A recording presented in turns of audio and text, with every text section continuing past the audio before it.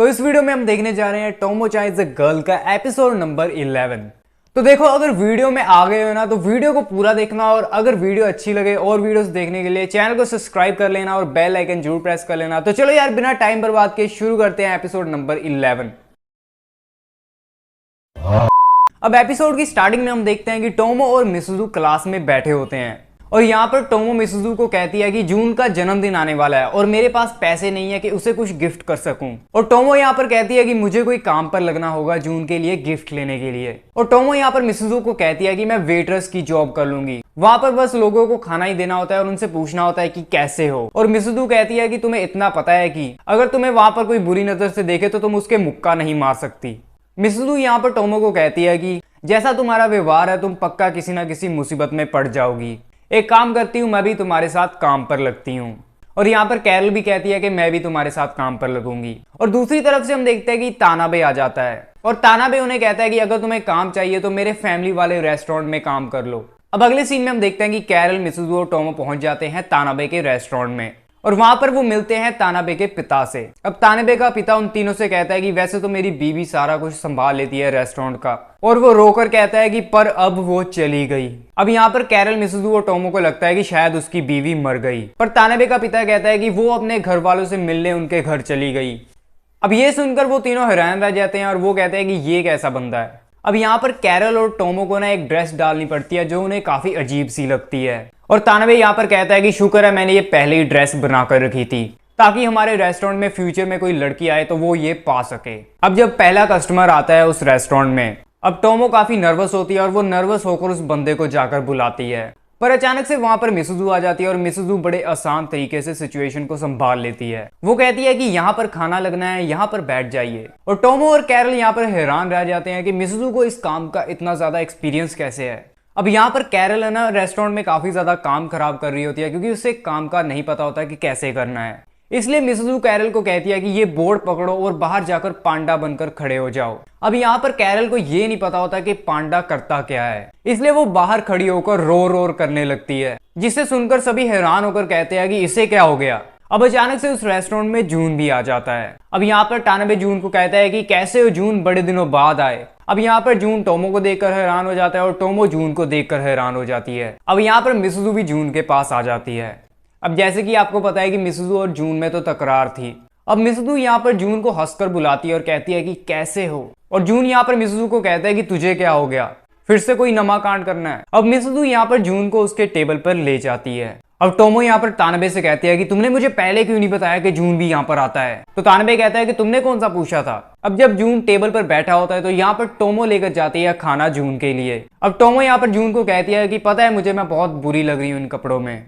तो जून कहता है कि नहीं, तुम बहुत सुंदर लग रही हो, और टोमो यहाँ पर बहुत खुश हो जाती है। अब जब जून वहां से जाने वाला होता है तो जून यहाँ पर टोमो से पूछता है कि कब तक यहाँ पर काम करोगी। तो टोमो कहती है कि वीकेंड तक। तो जून यहाँ पर कहता है फिर मैं कल दोबारा आऊंगा, और ये बोलकर जून वहां से चला जाता है और टोमो यहाँ पर और खुश हो जाती है। अब टोमो, मिसुजू और कैरल को वहां पर काम करते हुए 3 दिन बीत जाते हैं, और यहाँ पर उन तीनों को पैसे भी मिल जाते हैं उनके काम के तानाबे के पिता से। अब जब टोमो बाहर निकलती है तो जून बाहर ही खड़ा होता है, और टोमो चली जाती है जून के साथ और मिसुजू कैरल दूसरी तरफ चले जाते हैं। अब टोमो यहाँ पर जून से पूछती है कि जब मैं काम कर रही थी तो तुम रोज रेस्टोरेंट के बाहर क्यों खड़े थे। तो जून कहता है कि अगर तुम्हें गुस्सा आ गया और तुम सबसे लड़ाई करने लगी तो कोई तुझे रोकने वाला भी चाहिए। और टोमो यहाँ पर जून से कहती है कि तुम्हें क्या मैं गुरीला लगती हूँ कोई। और जून यहाँ पर टोमो को कहता है कि वैसे तो मैं रोज उस रेस्टोरेंट से खाना खाता हूँ, पर जब भी तुम वो खाना लेकर आई तो वो खाना काफी अच्छा लग रहा था। अब टोमो यहाँ पर शर्माकर कहती है थैंक्स, और वो दोनों घर को चले जाते हैं। अब अगले दिन जून का जन्मदिन होता है और यहाँ पर टोमो जून को उसके जन्मदिन पर एक घड़ी गिफ्ट करती है, और टोमो ने भी वही घड़ी डाली होती है। और टोमो यहाँ पर जून को कहती है कि तुम्हें कोई प्रॉब्लम तो नहीं है, हम दोनों ने एक ही घड़ी डाली है। जून कहता है नहीं, बहुत अच्छा है, ऐसा लग रहा है कि हम दोनों एक ही टीम में हैं। अब टोमो यहाँ पर सोचती है कि मुझे लग रहा था कि जून बदल गया, पर ये तो वापस से वैसा ही बन गया। अब टोमो यहाँ पर जून को कहती है कि मेरे पास केक भी है, तुम्हारे घर पर काटेंगे रात को। तो जून कहता है कि नहीं, मेरे घर पर मेरी मम्मी नहीं है। तो जैसे कि देखो, पिछले किसी एपिसोड में हमने देखा था कि जून ने टोमो को अपने घर पर गेम खेलने के लिए बुलाया था, और उसे ये भी नहीं बताया था कि उसके घर पर उसकी माँ नहीं है। जून को कोई फिक्र ही नहीं थी कि उसकी माँ उसके घर है या नहीं। पर इस बार जून टोमो को कहता है कि मेरी माँ मेरे घर पर नहीं है, इसलिए केक तुम्हारे घर पर काटते हैं। और टोमो यहाँ पर सोचती है कि कुछ तो असर हुआ है, जून पहले जैसा नहीं है। अब अगले सीन में हम देखते हैं कि यहाँ पर फिर से स्कूल शुरू हो जाता है और मिसुदू और टोमो यहाँ पर क्लास में बैठे होते हैं और टोमो यहाँ पर मिसुदू को कहती है कि मिसुदू मैं ऐसा क्या करूं कि जून मुझे लड़की की तरह देखे। अब मिसुदू यहाँ पर टोमो को कहती है कि ये लाइन मैंने काफी दिनों से नहीं सुनी, आज ऐसा क्या हुआ कि फिर से लड़कियों वाली चीज पर आ गई। तो टोमो कहती है कि कुछ नहीं, थोड़ा सा ऐसा कुछ और करो कि जून मुझे लड़कियों की तरह और ज्यादा देखने लग जाए। अब मिसुदू यहाँ पर टोमो को कहती है कि एक काम करो, तुम सीढ़ियों के नीचे खड़े हो जाना और जैसे जून सीढ़ियों से आएगा मैं उसे धक्का दे दूंगी और तुम उसे पकड़ लेना। अब मिसुदू और टोमो पहुंच जाते हैं सीढ़ियों पर और टोमो यहाँ पर मिसुदू को कहती है कि जून को तो चोट लग जाएगी।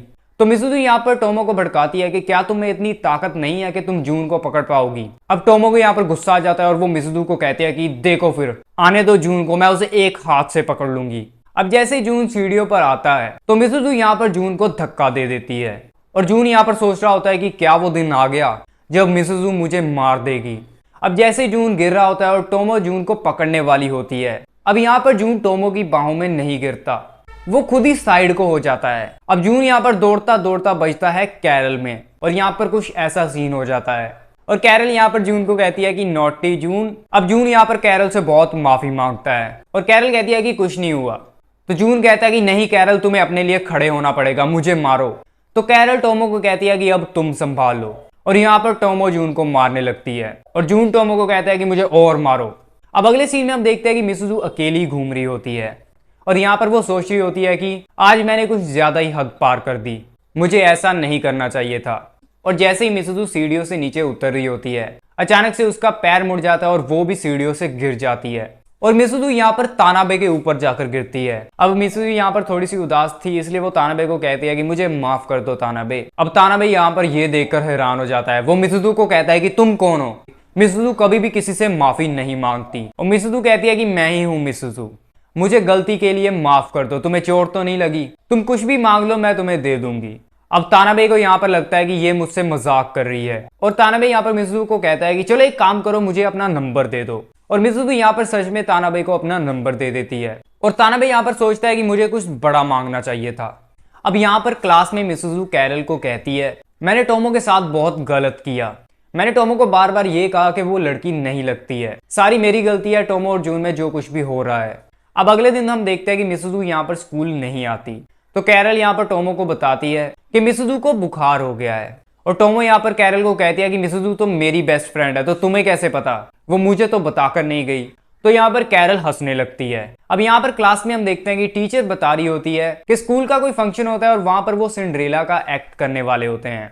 अब अगले सीन में हम देखते हैं कि टोमो पहुंच जाती है मिसुदू के घर और टोमो यहाँ पर मिसुदू के लिए कुछ खाने का सामान लेकर आती है वो मिसुदू को कहती है कि तुम मुझे इग्नोर क्यों कर रही हो, मैंने माना कि कैरल भी तुम्हारी दोस्त है पर तुम्हें मुझे भी बताना चाहिए था कि तुम बीमार हो। अब यहाँ पर टोमो मिसुदू को एक किताब देती है और कहती है कि स्कूल में एक एक्ट होने वाला है और ये बोलकर टोमो वहां से चली जाती है और जाते वक्त यहाँ पर टोमो मिसुदू को कहती है कि तुम जो भी फालतू चीज सोच रही हो वो अपने दिमाग से निकाल दो। और मिसुदू यहाँ पर कहती है कि जो चीजें मैंने तुम्हारे साथ की है उसकी वजह से मैं तुम्हें अपना मुंह भी नहीं दिखा सकती। अब जैसे ही मिसुदू वो किताब पढ़ रही होती है अचानक से वो शॉक हो जाती है। अब अगले सीन में हम देखते हैं कि मिसुदू यहाँ पर स्कूल में आ जाती है और वो बहुत ज्यादा गुस्से में होती है और यहाँ पर हमें पता चलता है कि कैरल ने मिसुदू का नाम लिखवा दिया सिंड्रेला एक्ट के लिए और अचानक से वहां पर जून भी आ जाता है और जून यहाँ पर मिसुदू को चिढ़ाने के लिए कहता है कि कैसी हो सिंड्रेला। तो मिसुदू यहाँ पर जून को गुस्से होकर कहती है कि तुम पेड़ बने हो, तुम्हें कोई हक नहीं है मुझे चिढ़ाने का। और टोमो और कैरल जून को मारने लगते हैं कि मिसुदू को और गुस्सा मत दिला। अब यहाँ पर जब वो सभी क्लास में प्रैक्टिस कर रहे होते हैं सिंड्रेला एक्ट की तो मिसुदू को यहाँ पर इतना गुस्सा चढ़ा होता है कि वो गुस्से में ही लाइनें बोलती है और सारी क्लास की लड़कियां मिसुदू के गुस्से से डर जाती हैं। और मिसुदू यहाँ पर टोमो को कहती है कि मैं यहाँ पर प्रैक्टिस नहीं कर सकती, चलो कहीं और चलते हैं। और वो दोनों पहुंच जाते हैं स्कूल की छत पर। अब यहाँ पर जो टोमो है वो एक्ट में प्रिंस बनी होती है और मिसुदू यहाँ पर सिंड्रेला बनी होती है। अब जब मिसुदू और टोमो आपस में लाइनें बोलकर प्रैक्टिस कर रहे होते हैं तो टोमो यहाँ पर लड़कों की तरह आवाज निकालने की कोशिश करती है। तो मिसुदू यहाँ पर टोमो को कहती है कि नहीं, जैसी तुम्हारी आवाज है वैसी ही निकालो। और टोमो जैसे ही अपनी लड़कियों वाली आवाज निकालती है तो वो बहुत ज्यादा ब्यूटीफुल लगती है और उसे देखकर मिसुदू कहती है कि ये रही लेडी किलर, मतलब लड़कियों का शिकार करने वाली। अब यहाँ पर स्कूल की छत पर मिसुदू और टोमो ना बैठकर बातें करने लगते हैं और यहाँ पर टोमो मिसुदू को कहती है मुझे तो वैसे ही सभी लड़का मानते हैं, अगर मैंने ये सिंड्रेला का एक्ट प्रिंस बनकर किया तो मुझे तो सभी और लड़का मानने लगेंगे। और ये बोलकर टोमो वहां से चली जाती है। और मिसुजू यहाँ पर सोच रही होती है कि ये सब मेरी वजह से है, मेरी वजह से ही टोमो अपने आप को लड़का मानती है, क्योंकि बचपन से मैंने उसे ये विश्वास दिलाया कि वो लड़की नहीं लड़का है। और मिसुजू यहाँ पर कहती है कि मुझे ही इस चीज को हटाना पड़ेगा उसके दिमाग से। अब अगले सीन में सभी सिंड्रेला एक्ट की ड्रेस पाकर प्रैक्टिस कर रहे होते हैं और टोमो ने यहाँ पर प्रिंस वाला सूट पाया होता है जो कि काफी टाइट होता है। और यहाँ पर कुछ ऐसा सीन हो जाता है और मिसुजू यहाँ पर एक जगह पर उदास होकर खड़ी होती है और साथ में मिसुजू के एक पेड़ होता है, वो उस पर सर रख देती है, पर यहाँ पर वो पेड़ जून बना होता है। और जून यहाँ पर मिसुजू को कहता है कि तुम काफी उदास लग रही हो, तुम टोमो से सीधे मुंह जाकर क्यों नहीं बात कर लेती। तो मिसुजू यहाँ पर जून को धक्का दे देती है और जून यहाँ पर नीचे गिर जाता है। और जैसे कि उसने पेड़ वाला कॉस्ट्यूम डाला था इसलिए वो उठ भी नहीं पाता।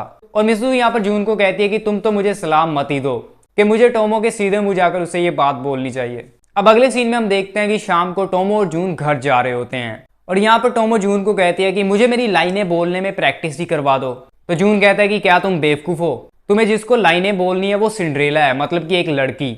और यहाँ पर टोमो सोचती है कि जून सिंड्रेला में कैसा लगेगा, पर ऐसे ही टोमो बोल बोल कर जून को मना लेती है सिंड्रेला एक्ट के लिए। और जब वो दोनों प्रैक्टिस कर रहे होते हैं टोमो यहाँ पर जून को कहती है कि लड़कियों वाली आवाज निकालो। अब जैसे ही जून लड़कियों वाली आवाज निकालता है तो जून यहाँ पर बहुत शर्मा रहा होता है कि ये टोमो उससे क्या करवा रही है और टोमो को यहाँ पर बहुत मजा आ रहा होता है। और यहाँ पर हमारा एपिसोड 11 भी खत्म हो जाता है टोमो चाहे अ गर्ल का। अब देखो चैनल को सब्सक्राइब कर देना, बेल आइकन जरूर प्रेस कर देना और वीडियो को लाइक कर देना। तो चलो मिलते हैं अगली वीडियो में।